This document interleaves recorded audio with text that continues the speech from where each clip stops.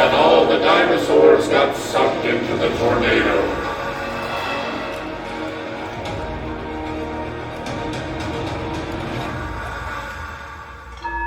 The gods got tired of having it sunny.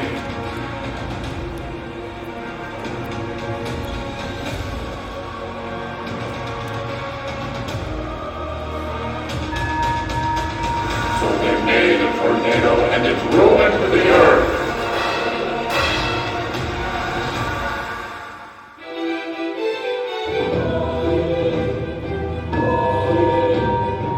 When the Master God came home, they saw what they caused.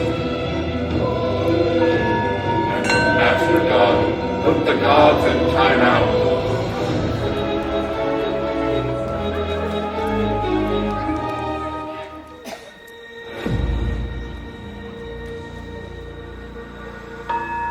When they got out of timeout, they never did it again.